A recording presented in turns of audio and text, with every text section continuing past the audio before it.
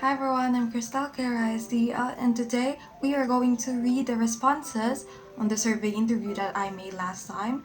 I'm really sorry it took this much time, but I'm glad that there's an additional response. Oh, by the way, happy Valentine's Day! Happy Valentine's Day! It's February 14th now that I'm filming this. The next day was my sister's birthday here on Earth. She passed away last 2019 due to Peutz-Jeghers as well. You know, she's amazing. She's really sweet and I really miss her. But anyways, I really appreciate you for responding if you're one of them. Especially for Kira, thank you so much. She shared my survey on her Instagram. Here it is. Probably 50% of the people who respond came from her. It was from her post. And yeah, I really appreciate your response and for you clicking this video. Hopefully, both of us will learn more about people with Peutz-Jeghers Syndrome. It's like having an insight about what do people with Peutz-Jeghers feel or how it affects our lives having a rare illness like this. I hope that you would stick with us through the end of this video. Let's get right to the video. Things to keep in mind: be respectful, stay kind, think before you act, enjoy your life. Where are you from? From Davao City. From Germany. From Germany, Frankfurt. From Indore, India. From Germany. From Chicago. When were you diagnosed with PJS? 21. I was diagnosed when I was 21 years old. The date was September 26, 2018, if I remember correctly. When I was 4 years old, I had an intestinal obstruction and I got tested afterwards. When I was born. When I was 14, I think, at the age of 24, about 1 year ago from now. How did PJS affect or change your life and goals? For the negatives, before I am physically weak. After diagnosis, I became much weaker. I also can't be stressed because I easily get sick nowadays. Just one stressful day would result to a fever or stomach ache. I also decided to quote-unquote forget my dreams as I have deemed it nearly impossible to achieve with my current physical stats. I became severely depressed for several years and nearly killed myself a lot of times. For the positives, I became closer to my family. I can express some of my emotions without bottling them up too much. I've become slightly optimistic and easygoing. I've become slightly egoistic. It helps because I can do more of what I want, not being held back too much, just enough that I can still channel my inner selflessness. My problem-solving skills became much more developed since I always try to find easier and more efficient ways to do things so I won't get tired easily. It does affect me in different aspects of my life. It makes life harder. I, for instance, struggled a lot with drinking laxatives, which makes hospital stays really uncomfortable and therefore complicates procedures. It also has a huge impact on the desire to have children since the risk of giving it to your offspring is 50%. Another huge aspect, of course, is the high risk of getting cancer. It can be really hard to deal with it and with not knowing whenever it will hit you. But I have to say, it didn't really change my life goals.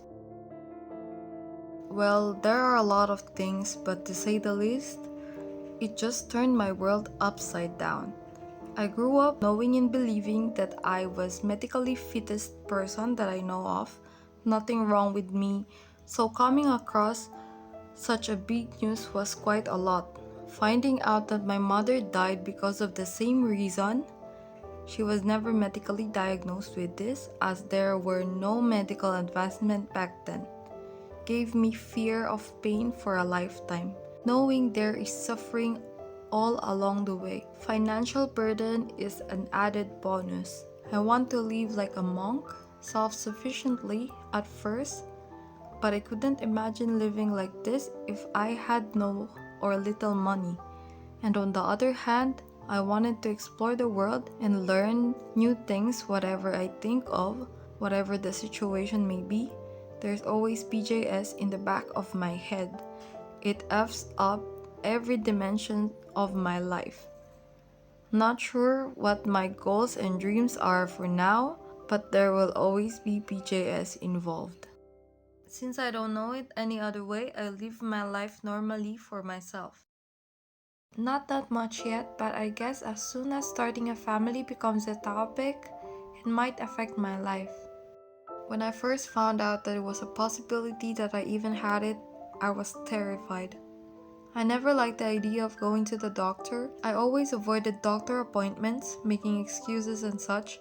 Before I was diagnosed, I was never in the best mental state, introverted, barely speaking more than 5 words a day, always in the house, never going out, stuff like that. But as I finally felt life was getting better, the news hit. I didn't know what or how to think. All of those doctor appointments and tests I had to get done brought me back so much anxiety. I felt like my life was put on pause once again. It takes me a while to process things, so I still struggle to fully understand what I'm going through. But every day I feel myself getting better. My parents raised me to be tough and I have God by my side, so I know I will be fine. What personal experiences would you like to share? Consider above answer for the both questions. I had my first and till this time only surgery with 13 because of polyps. As a kid, colonoscopy and enteroscopy was a big fear of mine. No man wants anything going up and down there, unless willingly of course. I was so scared laying in that bed waiting for the procedure to take place. Luckily, I didn't wake up during it. Even though I was panicking like a baby, I still felt so safe and comfortable with how much care they handled me with. And after experiencing it, I can confidently urge more men and women to go get the test done, as colorectal cancer is the second leading cause of cancer death in the United States. Maybe that time when I had my first interception. It all started when I was 15. At that time, I was at school when I got really bad stomach aches out of nowhere. When I got home, I was just laying in bed in agony from all that pain. Later that night, when I fell asleep, the pain suddenly stopped. Since I didn't think it was something bad, I just got on with life. About 2 weeks later, the same stomach ache started again, and it also vanished later at night. This repeated about 2 weeks later when I again was at school. But this time the pain didn't stop at night as it used to the first 2 times. That's why we went to the hospital.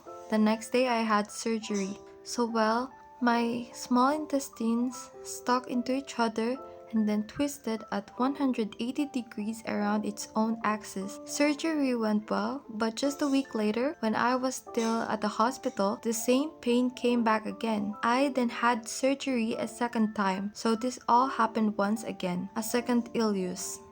PJS did a number of damages to my mental, physical, and emotional states long before I got diagnosed. I grew up with little stamina and endurance, hence I was unable to participate much in physical activities like sports, playing, and the like.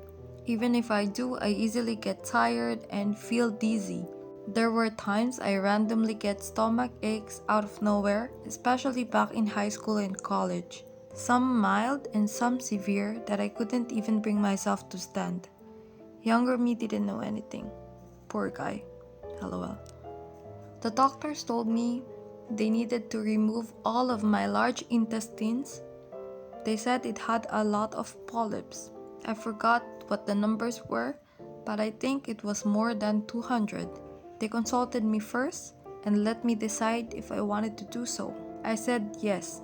And now I'm colon free. Hahaha. Does your doctor prescribe you with anything that helps you with your PJS? No, unfortunately not. Nothing, I'm sorry. Unfortunately, there's nothing as much as I can remember. Nothing as such.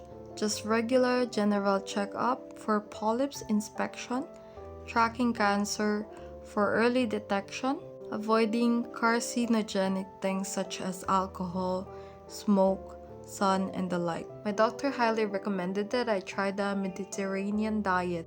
No, but I try to incorporate certain foods that have been proven to be good for your gut, like turmeric on my diet. Do you plan to have a child? I still would love to have children, but that answer may change in the future. No. No. I don't plan on having one. I can't risk my to-be-born child having PJS because of me. I'd rather die early than play a part in making an innocent life miserable. A 50% chance is too big of a gamble just to feed my selfish desires. I am antinatalist, so having PJS is cherry on the top. I think there are many more things as PJS and not as severe as PJS, such as mental illnesses that goes undiagnosed for a long time. Having a child is basically taking a bet with the child's wellness. And there are several more factors that everyone is aware of, such as poverty and crimes, to list a few. Despite knowing this, they bring a child to this world. And through your channel, I want to know why. Just why. What's in there for that innocent child? Isn't that just selfish? What do you want to say to others who also have PJS? How they feel about PJS? I don't know. Prepare for disappointment for your entire life. Get a good health cover. Explore more about clinical keto diet and its effectiveness in cancer prevention. I am still learning, and don't forget to enjoy your life. Now you may know its value. Suffering and death hanging constantly above our head.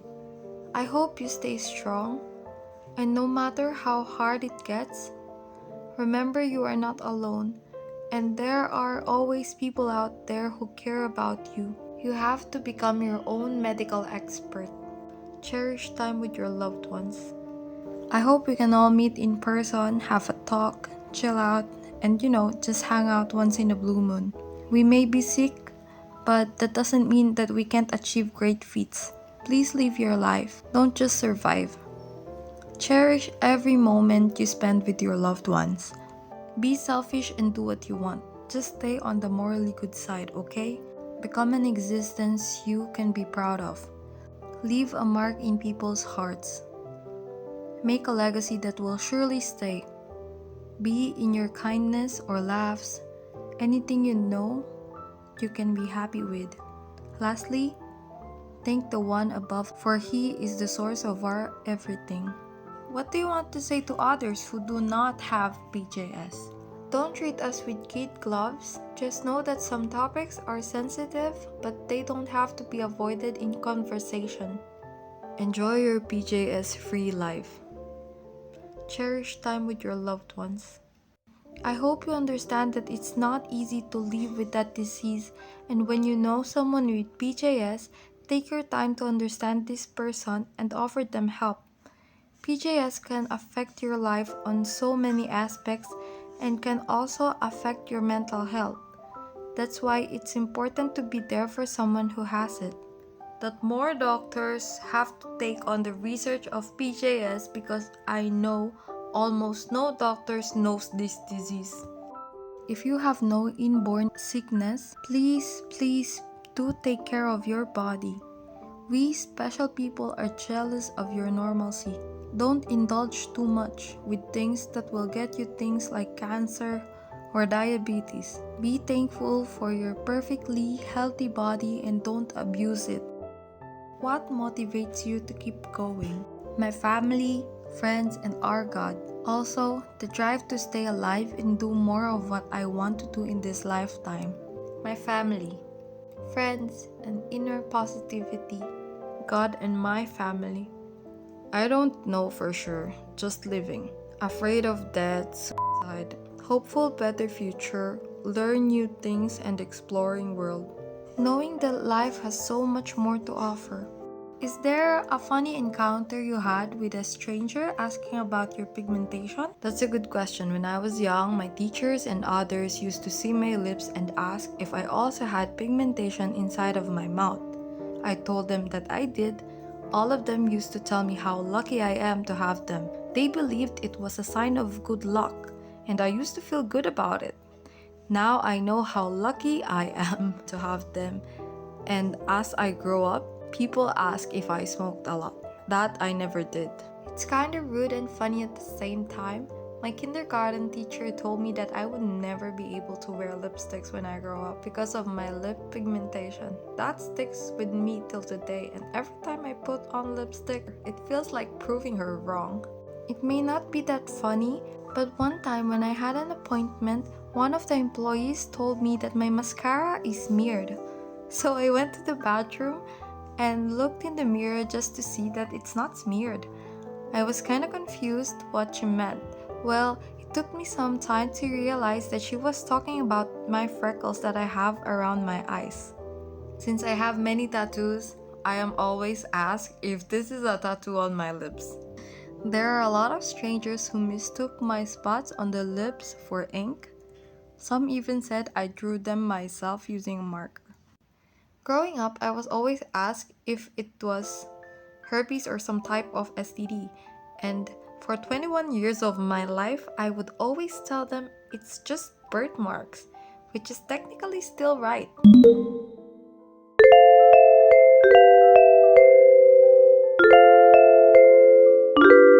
You know what I find funny is that when people sees the pigmentation on the lips, usually they're curious, they're wondering like, is it just there, or is it something I need to tell her because maybe she doesn't know that it's there? Maybe it's some kind of food or something. Personally, I want to accept myself as I am. I know I have a lot of spots and pigmentations on my lips, on my face, but that doesn't mean that it makes me look ugly or something like that. The way I see it, it's a beauty mark, what they say, like in certain period of time in the world where they put black markings on the face to show the beauty of a person. It's kind of like that. I see it as something like that. Although of course it's not fun to have PJS, it's not fun to be sick. But if only the pigmentation is there and not the polyps inside, that would be awesome. It's okay. It doesn't matter to me whether I have pigmentation or not.